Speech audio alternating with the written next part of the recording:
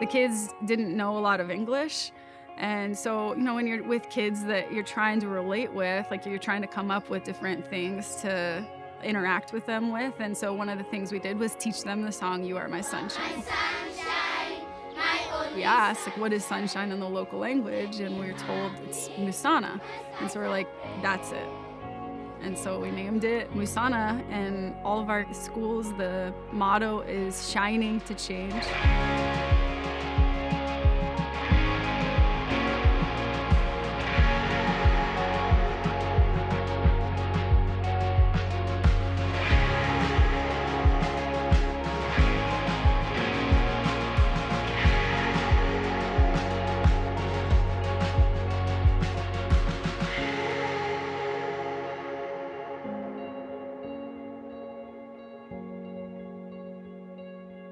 So I grew up in Colorado and was a student at the University of Colorado and was in the business school and was introduced to the concept of microfinance, which is giving small loans to the poorest people in the world to, so that they could start businesses and lift themselves up out of poverty. And I got so excited about that. And so found an internship opportunity here in Iganga and signed up. I convinced my sister, Leah, and my good friend, Sally, to join me. And we ended up, getting on an airplane and coming for the summer of 2008. Do you remember meeting Andrea for the first time? Yeah, I do. So meeting Andrea for the first time is when I moved to Iganga. It was just probably a week when I'd just come to Iganga again to visit relatives and friends. And the house we're in, she was being hosted just across the street. We became friends and started sharing about life and learning about each other. She mentioned she was doing internship, and also she was volunteering at an orphanage during her free time to help out with the kids at this orphanage. Sally and Leah started coming with me, and over the summer, right, over those few months, like every day, I spent time there. And you walk in and you just see this massive number of kids that are just malnourished and dirty and idle and bored, and no one could go there and think this is okay, that this is how kids should be living.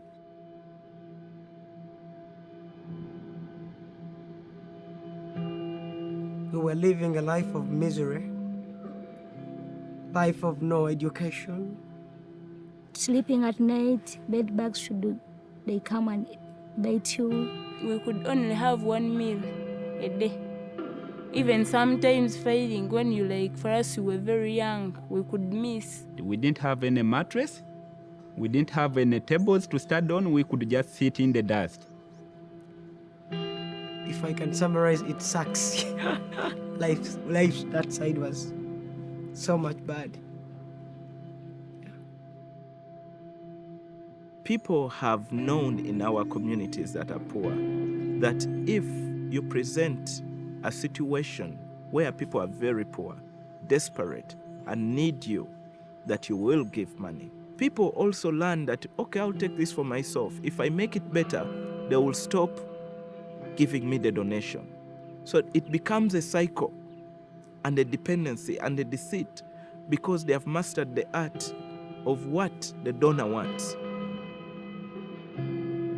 It became really clear that it was benefiting a lot of people to have the kids in these conditions. And that was very hard to come to terms with, right? That people could take advantage of so many kids in that kind of a way.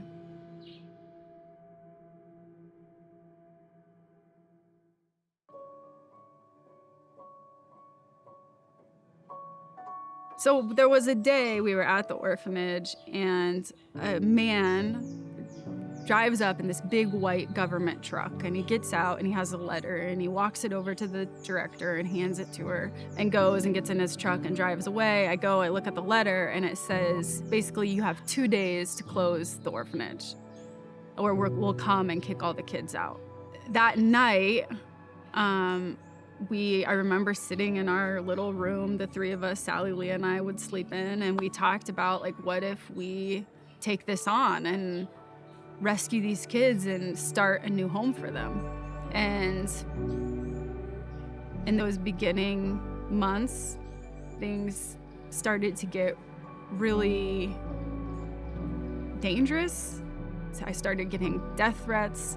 I became such a risk that my host family actually kicked me out.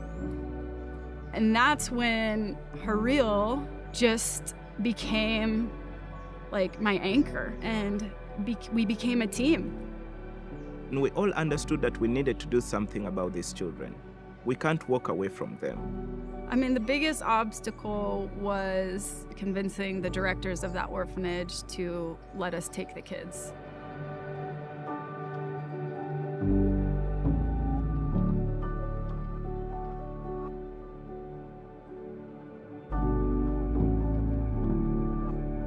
So that's how MUSANA started. Sally and Leah went home to see that they can raise support, to see that there is some resources that come to support the kids at that time. But I would say there was a lot of God in it because it was a journey of faith. I had no idea about taking care of 80 children, and how to support them. I remember looking for a place where the kids would be, and we looked at very many places, running around the whole day for a couple of days, and God showed us this place. It was a jungle. This was being built into a vocational school. So it was like there was none of this around it. This was the very end of town, and this was basically a village. So these buildings, they weren't complete. This was just a foundation. And then this building was the most complete, but it still wasn't like totally finished. So we finished it, cleaned it, painted it, and then started MUSANA. And we built a little kitchen. The first 2.5 years of MUSANA, it was so challenging. Because I had no idea how to run an organization in Uganda. And the truth is, I shouldn't have been running an organization in Uganda, which is why it was so hard. And I went back to university to graduate in the spring semester of 2011.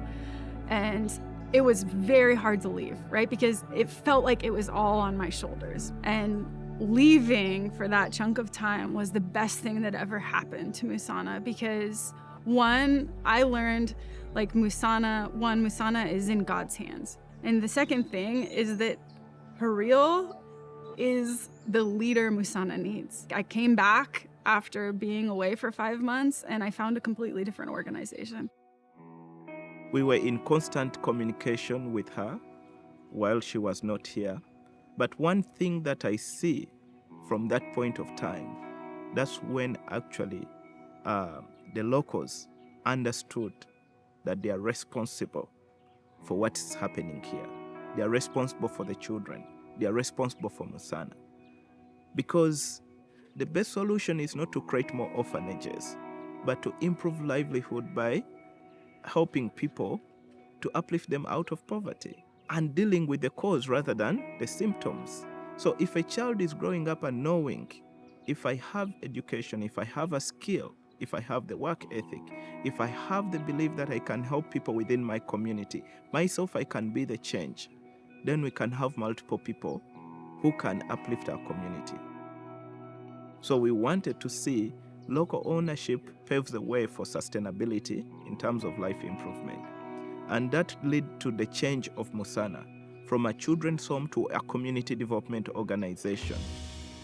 And when Andrea came back, everything was just moving well. So it led to the path of local ownership.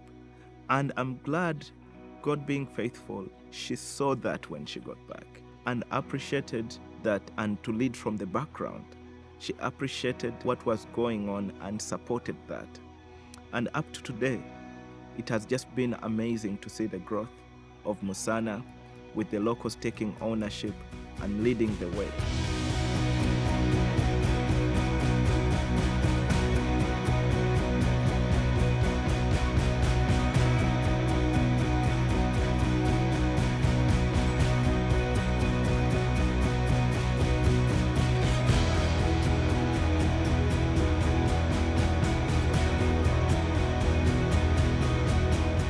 been in college for 3 years, and this is my 4th year. I graduate next year, meaning I'm going to get a job. So I finished my course in 17. So I've been teaching in nursery children. They have made me what I am now.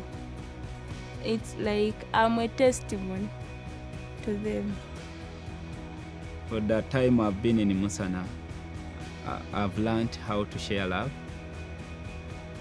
how to help others, and to have the heart that serves the community. Okay, if you could say anything to Andrea and Hareel, what would you tell them? Wow.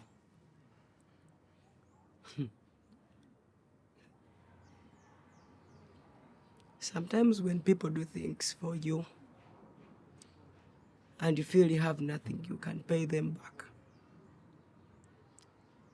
I'm speechless.